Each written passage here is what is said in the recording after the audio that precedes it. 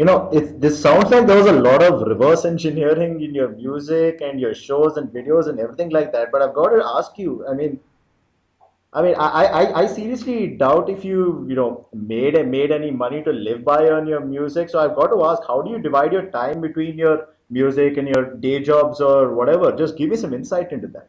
Very interesting, yeah. So, I'll give you a little a picture from when we started off because we are from Nagpur. Hmm. So, I used to play for wedding bands before. I used to be a guitar player and I used to play a lot of shows. Our drummer, Atish, as well, used to play for like at least 10 bands out there. Hmm. So, we used to make money. So, music, when we started off, we always made money from it. Oh. There's never a day. I actually bought a lot of gear just because of the money. I actually made a pack. I was like, when I make money from music, I will spend that money on music, Right. because I love music. So I did that. So at an early age, I could afford good equipment. Hmm. And if you come to Bombay, it just changes because commercial scene when I had moved to Bombay in 2003 was really low. A lot of metal bands making original music, and the cover scene like hardly, and it's a different scene totally. Right. I didn't want to be in the cover scene because there's money, but then you play your gig, no one even knows what you've played. There's no memory of it. You don't have a memory of it, so forget about the people that come to your show. Hmm. You know. So when we came to Bombay, we played a few shows. We made money. There were shows that we even refused that had a certain amount that was going to be paid. We were like, that's too low for us. Oh. And now when you come, to the scene, there is no money. There are only a handful of bands that make money. And I'm sure they're not happy with the money they're making because they're probably even 15 years old. I played for 5 years with Scepter, Hmm. and it was tough because Scepter would never play for free, and the organizers, and that's why they didn't gig much because it's a tough situation. You can't be playing for 15 years and then come back to nothing. Yeah, that's true. That's true. So we took a conscious decision. Everybody's working. So I'm producing the band, because Hmm. I know how tough it is to have a job and, even put that money in when you got to have a real life and family and, Hmm. work expenses and stuff. So I've made that decision for the band that I want to produce it and we want to do this internationally more than in India. And you really don't expect, the global scene. You really can't. Bands like big bands are making like, Hmm. very little money, barely enough to tour. Hmm. To reach that stage, you got to be really brilliant in your music. The crowd has to be with you, and then you're still making just enough money to tour, like bands like Gojira and stuff. Hmm. They are brilliant. You watch them live, you'll go again. Right. You know, Exactly. but those bands are struggling, and they are making hardly any money, but they're still trying. They're not giving up. Hmm. What happens right now in the music scene with the internet coming in, album sales all time low, only gigs making money. I feel the next 5 years is very crucial. It's going to all change. Hmm. There's going to be newer sources of making revenue where probably YouTube is one aspect when bands get paid from ad networks like Google, Hmm. and if someone can't see you in a country, they'll probably watch your video, Hmm. and that's one view for you. If you're good, more people will watch your video. So alternative, you have a website, you different ways of making money. That's going to boom. It's not just going to be. It can't be just on gigs. Hmm. Those gigs, those concerts have to also create a situation where the band is making off them. If it's a big show, or if it's a music video, if you want to watch that music video every time. Hmm. So all bands will start investing into all of these aspects. I feel once Great. you do that, that's when you're going to get paid back. If you're not going to do that, you may not be a band, and you would not, because how long can you continue? Getting no money. Yeah. How Yeah. long can it be a hobby? Yeah, exactly. It's not just all about the music anymore. It's all about the whole package, the whole media product as it is. Exactly. So going digital, album sales digital, or whatever you can get from that, then videos, creativity coming out there where it's not just because when people watch that, they probably want to invite you to their festival Hmm. or their college shows. Hmm. And Indian bands are just getting a hang of this. Right. They really like you see a Slipknot, you can belt out 20 videos on a playlist right now, Hmm. more probably, Yeah. because they have taken all their creativity and they've put it in that product of music video, and that's why you love a Slipknot, and Of then you say, course. okay, Of now I course. want to watch the show. So for Indian bands, it's something very new, man. It's like I would have never known about 6 Feet Under if I didn't see their music videos or their Hmm. live shows. Like right now, all I can do is watch their live shows as much as I want to know about them. Hmm.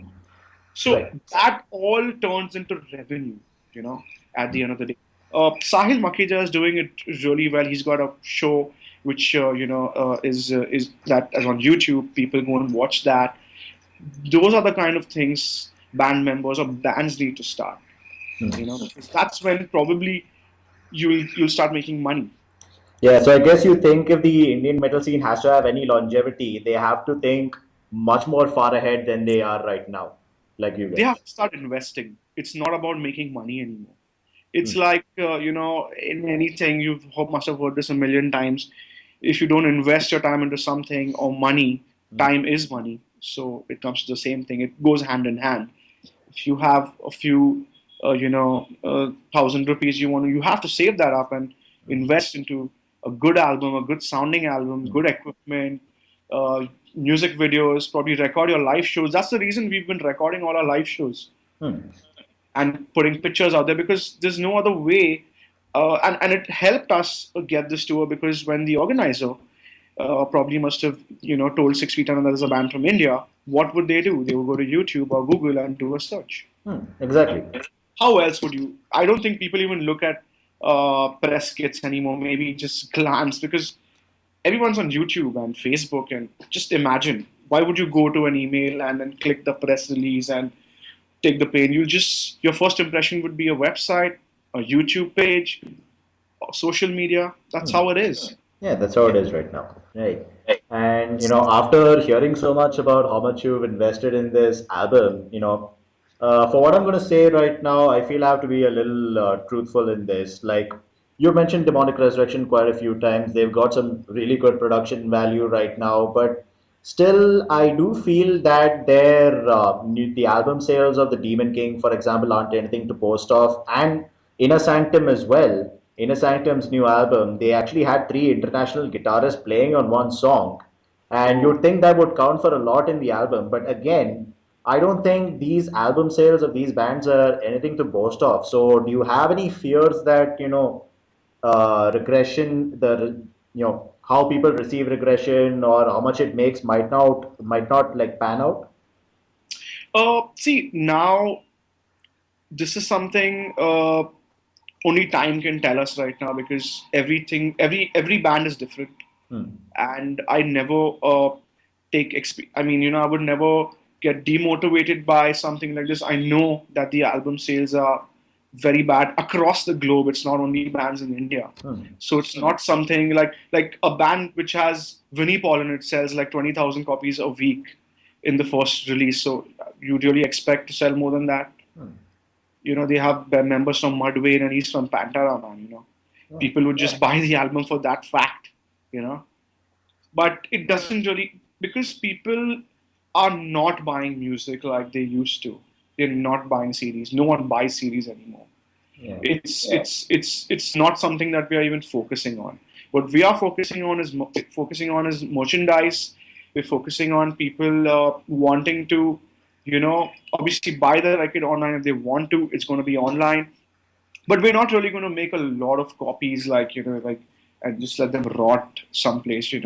It's only for special people who want to order the album, or probably on tour we'll take a few if someone really is interested in buying that. But something like merchandise, probably you can price it right because it's a product, which you and music is something that you can get online. I'm sure that when the music is out, just like the last album, someone's going to rip it off and put it online on some download link, Yeah, they and will. I'm okay with that because by me, going against that and talking about it or whatever, it's just going to waste my time.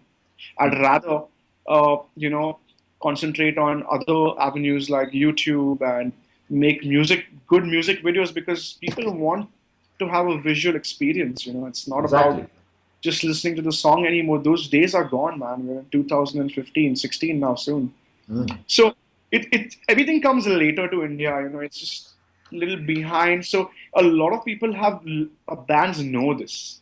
Yeah, and like whatever gets popular in the West only comes to India about 5 to 10 years later. I think that's what I've Yeah. noticed. So if so, I've traveled so much in the past years, so I've learned this going to shows, and the mentality of a person in a band in a country like the US or UK is way different now, because cost is expensive there. You're going to make a CD only is going to cost you the price what people don't even buy here at. Mm. If you do the economics, to make a CD, one CD will cost you like 10 times more than what you make it in India. Cost of production. So there are so many things out there, like, that an Indian band could, use to its advantage in Mm. terms of I can make a CD for much cheaper than a band in the US because Mm. production cost is less here, or I can go to China and make it. I don't know. So all of these business aspects of a band, you need a manager or you need someone to take care of this, because this is the only way a band will survive. It's and obviously good music along with that. It's not an option anymore. You got to do that because you always will love good music, irrespective of if the band is big or small. If a big band makes a shitty song, you will not hear it. It just doesn't work that way. Yeah, so it's not just about good music anymore. You also have to make good business out of it. You definitely, if you have good music, then you can't have bad business. What happens is if your music is bad, you can't make good business out of that again. So if your music is bad, you don't expect sales. Hmm. That's people to judge, It's not for you. You may feel it's good, but not the world out there. Hmm. But if your music is good and you do good music and you do good business, you will be successful. Hey guys, thanks a lot for tuning into another video by Centuries of Sin. If you liked what you saw, why not like, share and subscribe? And if you want to check out more videos, articles, photos and cool heavy metal content, be sure to check out our main blog on WordPress as well as our Facebook, Twitter and SoundCloud. See you next time.